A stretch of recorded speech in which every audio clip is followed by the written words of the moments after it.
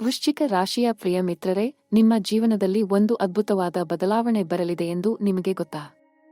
ಇಂದು ನಾನು ಹೇಳಲು ಹೊರಟಿರುವ ವಿಷಯ ಕೇಳಿದರೆ ನಿಮ್ಮ ಎದೆ ಡವಡವ ಹೊಡೆದುಕೊಳ್ಳುತ್ತದೆ. ನಿಮ್ಮ ಕಣ್ಣಲ್ಲಿ ನೀರು ತುಂಬಿಕೊಳ್ಳಬಹುದು. ಯಾಕೆಂದರೆ ಇದು ಸಾಮಾನ್ಯ ಭವಿಷ್ಯ ಅಲ್ಲ. ಇದು ನಿಮ್ಮ ಬಾಳಿನ ದಿಕ್ಕನ್ನೇ ಬದಲಿಸಲಿರುವ ಒಂದು ದೈವಿಕ ಸಂಕೇತ. ವೃಶ್ಚಿಕ ರಾಶಿಯ ಮೇಲೆ ಗ್ರಹಗಳ ದೃಷ್ಟಿ ಇಂದು ಯಾವ ರೀತಿಯಲ್ಲಿ ಬಿದ್ದಿದೆ ಎಂದರೆ, ನೂರಾರು ವರ್ಷಗಳಲ್ಲಿ ಇಂತಹ ಸ್ಥಿತಿ ಬಂದೇ ಇರಲಿಲ್ಲ. ಈ ಒಂದು ಕ್ಷಣ, ಈ ಒಂದು ಗ್ರಹ ಸಂಚಾರ ನಿಮ್ಮ ಇಡೀ ಜೀವನವನ್ನು ಹೊಸದಾಗಿ ಬರೆಯಲಿದೆ. ನಿಮಗೆ ಒಂದು ಮಾತು ಕೇಳಬೇಕು. ನೀವು ಈ ಹೊತ್ತಿಗೆ ಬಳಲಿ ಹೋಗಿದ್ದೀರಾ? ಎಷ್ಟೋ ಕಷ್ಟ ಸಹಿಸಿದ್ದೀರಾ? ಮನದಲ್ಲಿ ಎಷ್ಟೋ ನೋವು ಹಿಡಿದುಕೊಂಡು ನಡೆದಿದ್ದೀರಾ? ಯಾರೂ ಅರ್ಥ ಮಾಡಿಕೊಳ್ಳಲಿಲ್ಲ ಎಂದು ಒಳಗೆ ಅಳುತ್ತಿದ್ದೀರಾ? ಹಾಗಾದರೆ ನಿಲ್ಲಿ, ಈ ಕ್ಷಣ ನಿಲ್ಲಿ. ಯಾಕೆಂದರೆ ಆ ಎಲ್ಲ ಕಷ್ಟಗಳ ಕಾಲ ಈಗ ಮುಗಿಯುತ್ತಿದೆ. ಗ್ರಹಗಳು ನಿಮ್ಮ ಕಡೆ ತಿರುಗಿದ್ದಾವೆ. ದೇವರ ಕೃಪೆ ನಿಮ್ಮ ಮೇಲೆ ಸುರಿಯಲು ಶುರುವಾಗಿದೆ. ಅದರ ಆರಂಭ ಇದೇ ಹೊತ್ತಿನಲ್ಲಿ ಆಗುತ್ತಿದೆ. ವೃಶ್ಚಿಕ ರಾಶಿಗೆ ಗುರು ಎಲ್ಲಿ ನಿಂತಿದ್ದಾನೆ ಎಂದು ನೋಡಿ. ಗುರು ಪೇರ್ಚಿ ಆದಾಗ ನಿಮ್ಮ ಜೀವನದ ಒಂದು ಹೊಸ ಅಧ್ಯಾಯ ತೆರೆದುಕೊಳ್ಳುತ್ತದೆ ಎಂದು ಹಿಂದೆ ಹೇಳಿದ್ದೆ. ಆ ಮಾತು ಇಂದು ನಿಜವಾಗುತ್ತಿದೆ. ಗುರು ಈಗ ನಿಮ್ಮ ರಾಶಿಗೆ ಧನಸ್ಥಾನದಲ್ಲಿ ಶಕ್ತಿಶಾಲಿಯಾಗಿ ನಿಂತಿದ್ದಾನೆ. ಧನಸ್ಥಾನ ಎಂದರೆ ಕೇವಲ ಹಣ ಮಾತ್ರ ಅಲ್ಲ, ಅದು ಜೀವನದ ತಳಹದಿ, ಅದು ಆತ್ಮಬಲ, ಅದು ಮನೆ, ಮನಸ್ಸು ಮತ್ತು ಮಾನ. ಗುರು ಅಲ್ಲಿ ಬಂದಾಗ ದೇವರೇ ನಿಮ್ಮ ಹಿಂದೆ ನಿಂತಿದ್ದಾನೆ ಎಂದರ್ಥ. ಶನಿಯ ಸಂಚಾರ ಕೂಡ ಈ ಹೊತ್ತಿನಲ್ಲಿ ನಿಮ್ಮ ರಾಶಿಗೆ ಒಂದು ಮಹತ್ವದ ಸಂದೇಶ ತರುತ್ತಿದೆ. ಶನಿ ಮಹಾರಾಜ ಯಾವತ್ತೂ ಕಷ್ಟ ಮಾತ್ರ ಕೊಡುವವನಲ್ಲ. ಅವನು ಪರೀಕ್ಷೆ ಮಾಡುತ್ತಾನೆ ನಿಜ, ಆದರೆ ಪರೀಕ್ಷೆಯಲ್ಲಿ ಗೆದ್ದವರಿಗೆ ಅವನು ಕೊಡುವ ಬಹುಮಾನ ಜಗತ್ತಿನಲ್ಲಿ ಬೇರೆ ಯಾವ ಗ್ರಹವೂ ಕೊಡಲಾರದ ಶ್ರೇಷ್ಠ ಫಲ. ನೀವು ಈವರೆಗೆ ಸಹಿಸಿದ್ದೀರಿ, ಸಾಧಿಸಿದ್ದೀರಿ, ಅತ್ತಿದ್ದೀರಿ, ಎದ್ದಿದ್ದೀರಿ. ಶನಿ ಅದನ್ನು ಎಲ್ಲ ನೋಡಿದ್ದಾನೆ. ಆ ಪರೀಕ್ಷೆಯ ಕಾಲ ಈಗ ಮುಗಿದು ಬಹುಮಾನದ ಸಮಯ ಶುರುವಾಗುತ್ತಿದೆ. ಇದನ್ನು ಮನದಲ್ಲಿ ಆಳವಾಗಿ ಇಳಿಸಿಕೊಳ್ಳಿ. ರಾಹು ಮತ್ತು ಕೇತು ಕೂಡ ವೃಶ್ಚಿಕ ರಾಶಿಗೆ ಈ ಹೊತ್ತಿನಲ್ಲಿ ಒಂದು ರಹಸ್ಯ ಶಕ್ತಿಯನ್ನು ತರುತ್ತಿದ್ದಾರೆ. ರಾಹು ಎಂದರೆ ಹಠಾತ್ ಬದಲಾವಣೆ. ರಾಹು ಎಂದರೆ ಅನಿರೀಕ್ಷಿತ ಅವಕಾಶ. ಕಳೆದ ಅನೇಕ ದಿನಗಳಿಂದ ನಿಮ್ಮ ಮನಸ್ಸಿನಲ್ಲಿ ಏನೋ ಒಂದು ಆಗಬೇಕು ಎಂಬ ತವಕ ಇದ್ದಿರಬೇಕು. ಅದಕ್ಕೆ ಉತ್ತರ ಬರಲಿದೆ. ಅದು ರಾಹು ಶಕ್ತಿಯಿಂದ ಬರಲಿದೆ. ಕೇತು ಒಳಗಿನ ಶಕ್ತಿಯನ್ನು ಜಾಗೃತಗೊಳಿಸುತ್ತಾನೆ. ಅಧ್ಯಾತ್ಮ, ಆಂತರಿಕ ಬೆಳವಣಿಗೆ ಮತ್ತು ದೇವರ ಅನುಭವ ಇವೆಲ್ಲ ನಿಮಗೆ ಈ ಹೊತ್ತಿನಲ್ಲಿ ಬರಲಿದೆ. ಇನ್ನು ಗ್ರಹದಿಶೆ ಬಗ್ಗೆ ಮಾತಾಡಬೇಕು.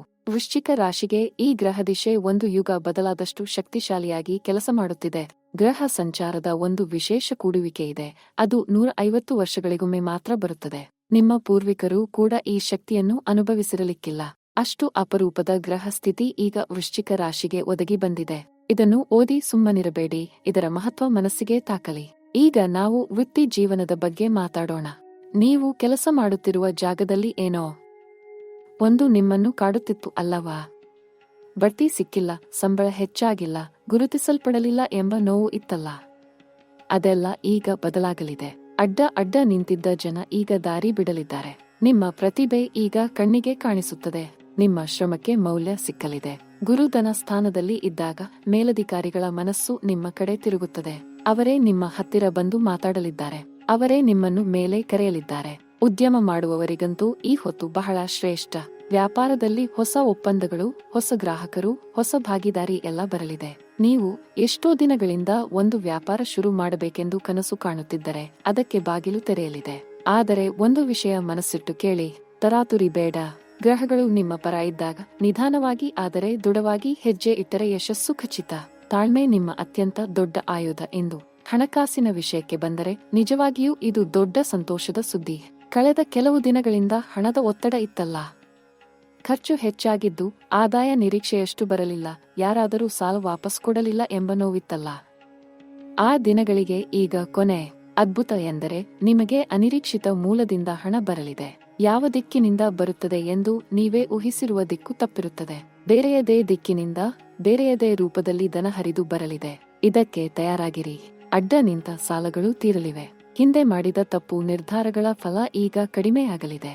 ಆದರೆ ಈ ಧನ ಬಂದಾಗ ಅದನ್ನು ಸರಿಯಾಗಿ ಬಳಸಬೇಕು. ಅನಾವಶ್ಯಕ ಖರ್ಚು ಬೇಡ.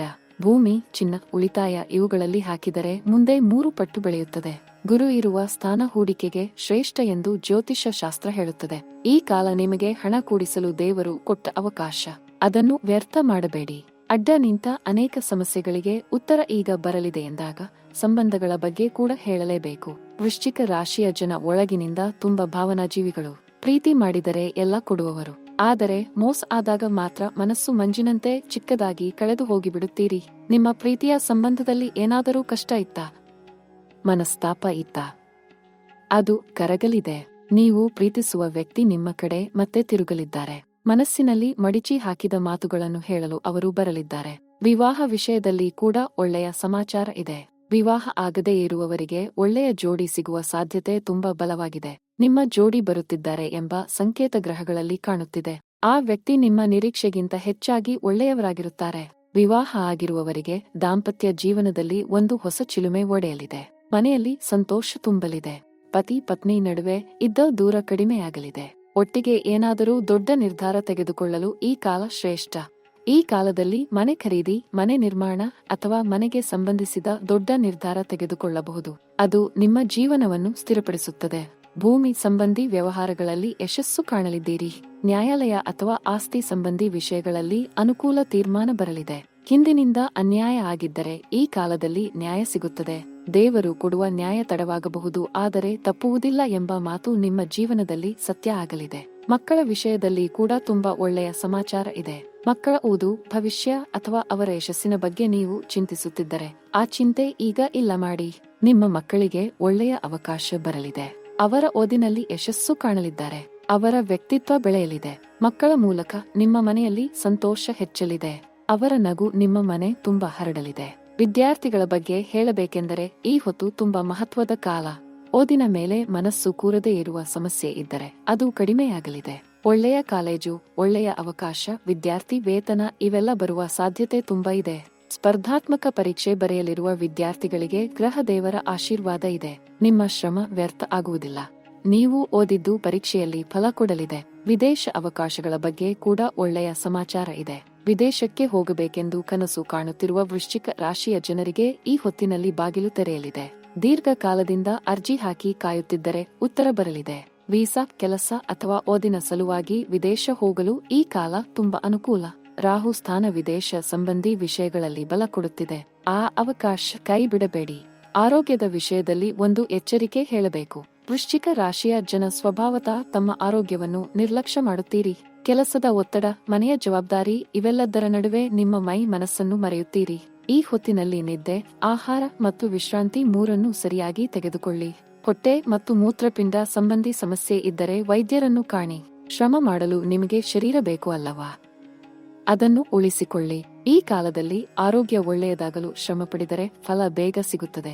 ಅಧ್ಯಾತ್ಮ ಮಾರ್ಗದ ಬಗ್ಗೆ ಮಾತಾಡೋಣ. ವೃಶ್ಚಿಕ ರಾಶಿ ಮತ್ತು ಕೇತು ಸಂಬಂಧ ತುಂಬಾ ಶ್ರೇಷ್ಠ. ಕೇತು ನಿಮ್ಮಲ್ಲಿ ಒಳಗಿನ ಶಕ್ತಿಯನ್ನು ಜಾಗೃತಗೊಳಿಸಲು ಸಿದ್ಧವಾಗಿದ್ದಾನೆ. ಈ ಹೊತ್ತಿನಲ್ಲಿ ಧ್ಯಾನ, ದೇವಾಲಯ ದರ್ಶನ, ಪ್ರಾರ್ಥನೆ ಇವುಗಳನ್ನು ನಿಯಮಿತವಾಗಿ ಮಾಡಿದರೆ ನಿಮ್ಮ ಆಂತರಿಕ ಬಲ ಹೆಚ್ಚಲಿದೆ. ಕನಸಿನಲ್ಲಿ ದೇವರ ದರ್ಶನ ಅಥವಾ ಯಾವುದೋ ಸಂಕೇತ ಬರಲಿದೆ. ಅದನ್ನು ಗಮನಿಸಿ, ಅದು ನಿಮಗೆ ದಾರಿ ತೋರುತ್ತದೆ. ದೇವರ ಮೇಲೆ ನಂಬಿಕೆ ಇಟ್ಟಿರುವ ನಿಮಗೆ ಈ ಕಾಲದಲ್ಲಿ ದೈವ ಕೃಪೆ ಹೇರಳವಾಗಿ ಸಿಗಲಿದೆ. ಈಗ ನಾನು ನಿಮಗೆ 3 ದೊಡ್ಡ ಘಟನೆಗಳ ಬಗ್ಗೆ ಹೇಳಬೇಕು. ಅಡ್ಡ ನಿಂತ ಒತ್ತಡ, ಅತ್ತ ಬಂದ ದೊಡ್ಡ ಬದಲಾವಣೆ ಇವೆಲ್ಲ ಈ 3 ಕಟ್ಟಗಳಲ್ಲಿ ಹೊಸದಾಗಿ ರೂಪ ಪಡೆಯಲಿದೆ. ತಡೆಯಿಲ್ಲದೆ ಓದಿ. ಅಡ್ಡ ನಿಂತ ಕಷ್ಟದ ಕಾರ್ಮೋಡ ಸರಿಯಲಿದೆ ಮತ್ತು ಬೆಳ್ಳಿ ಕಿರಣ ಮೂಡಲಿದೆ. ಮೊದಲ ಕಟ್ಟ ಅದ್ಭುತವಾದದ್ದು. ಅಡ್ಡ ನಿಂತ 7 ನಾಟ್ಗಳಲ್ಲಿ ನಿಮ್ಮ ಜೀವನದ ಒಂದು ಮುಚ್ಚಿದ ಬಾಗಿಲು ಇದ್ದಕ್ಕಿದ್ದಂತೆ ತೆರೆಯುತ್ತದೆ. ಯಾವ ಬಾಗಿಲು ಎಂದರೆ ನೀವು ಎಷ್ಟೋ ಸಾರಿ ಬಡಿದರೂ ತೆರೆಯಲಿಲ್ಲ ಎಂದು ಅಳುತ್ತ ಕೂತ ಬಾಗಿಲು.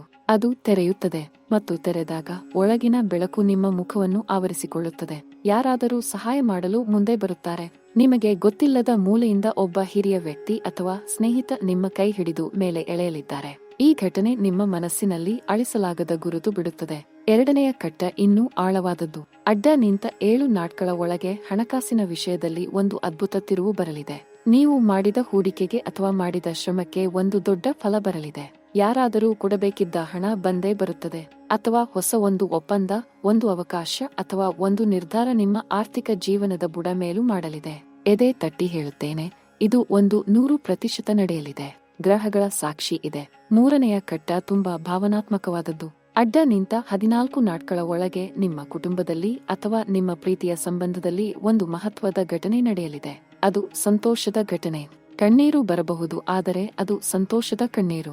ಒಂದು ಹೊಸ ಸಂಬಂಧ, ಒಂದು ಹೊಸ ಆರಂಭ ಅಥವಾ ಒಂದು ಹೊಸ ಪ್ರೀತಿ ನಿಮ್ಮ ಮನೆ ಬಾಗಿಲಲ್ಲಿ ನಿಲ್ಲಲಿದೆ. ದೇವರ ಆಟ ಹೇಗಿದೆ ನೋಡಿ. ನೀವು ಅತ್ತ ಅಳುತ್ತಾ ಇದ್ದ ಜಾಗದಲ್ಲಿ ಇಂದು ಹಾಡು ಕೇಳಲಿದೆ. ಈ ಎಲ್ಲ ಒಳ್ಳೆಯ ಫಲ ಪಡೆಯಲು ಕೆಲವು ಪರಿಹಾರ ಮಾಡಿದರೆ ಇನ್ನೂ ಶ್ರೇಷ್ಠ. ಪ್ರತಿ ಮಂಗಳವಾರ ಹನುಮಂತ ದೇವರ ಗುಡಿಗೆ ಹೋಗಿ ಎಣ್ಣೆ ದೀಪ ಹಚ್ಚಿ ಹನುಮಂತ ಸ್ತೋತ್ರ ಮನಸ್ಸಿಟ್ಟು ಪಠಿಸಿ. ಶನಿವಾರ ಪಿಪಲ ಮರಕ್ಕೆ ಜಲ ಹಾಕಿ ಅದನ್ನು 7 ಬಾರಿ ಸುತ್ತಿ. ರಾಹು ದೇವರ ಕೃಪೆಗೆ ದುರ್ಗಾದೇವಿ ಪ್ರಾರ್ಥನೆ ಮಾಡಿ. ಕೇತು ಗ್ರಹದ ಅನುಗ್ರಹಕ್ಕೆ ಗಣಪತಿ ಅಭಿಷೇಕ ಮಾಡಿಸಿ. ಪ್ರತಿದಿನ ಬೆಳಿಗ್ಗೆ ಎದ್ದ ತಕ್ಷಣ ದೇವರ ನಾಮ ಹೇಳಿ. ಆ ಒಂದು ಪ್ರಾರ್ಥನೆ ನಿಮ್ಮ ದಿನವನ್ನು ಬೆಳಗಿಸುತ್ತದೆ, ನಿಮ್ಮ ಕಷ್ಟ ಕರಗಿಸುತ್ತದೆ, ನಿಮ್ಮ ಗ್ರಹ ಬಲ ಹೆಚ್ಚಿಸುತ್ತದೆ. ವೃಶ್ಚಿಕ ರಾಶಿಯ ಮಿತ್ರರೇ, ಒಂದು ಕ್ಷಣ ಕಣ್ಣು ಮುಚ್ಚಿ ಯೋಚಿಸಿ. ನೀವು ಈ ಜಗತ್ತಿಗೆ ಕಾರಣ ಇಲ್ಲದೆ ಬಂದಿಲ್ಲ. ನಿಮ್ಮ ಜೀವನಕ್ಕೆ ಒಂದು ಉದ್ದೇಶ ಇದೆ. ನೀವು ಅನುಭವಿಸಿದ ಎಲ್ಲಾ ಕಷ್ಟ ನಿಮ್ಮನ್ನು ಬಲಪಡಿಸಲು ಬಂದದ್ದು. ದೇವರು ನಿಮ್ಮನ್ನು ಮರೆತಿಲ್ಲ. ಗ್ರಹಗಳು ನಿಮ್ಮ ಹೆಸರು ನೆನಪಿಟ್ಟುಕೊಂಡಿವೆ. ಈ ಹೊತ್ತಿನಲ್ಲಿ ನಡೆಯಲಿರುವ ಬದಲಾವಣೆ ನಿಮ್ಮ ಬಾಳನ್ನು ಹೊಳೆಯಿಸಲಿದೆ. ನಿಮ್ಮ ಕನಸು ನನಸಾಗಲಿದೆ. ನಿಮ್ಮ ಕಣ್ಣೀರು ಮುತ್ತಾಗಲಿದೆ. ನೀವು ಗೆಲ್ಲಲಿದ್ದೀರಿ. ನಿಮ್ಮ ಮನೆ ತುಂಬಾ ನಗು ತುಂಬಲಿದೆ. ನಿಮ್ಮ ಜೀವನ ಹೊಸದಾಗಿ ಅರಳಲಿದೆ. ಅದು ಖಚಿತ. ಅದು ದೈವ ಸಂಕೇತ. ನಿಮ್ಮ ಬಾಳಿಗೆ ದೇವರ ಆಶೀರ್ವಾದ ಸದಾ ಇರಲಿ. ಜಯ ನಿಮ್ಮದಾಗಲಿ.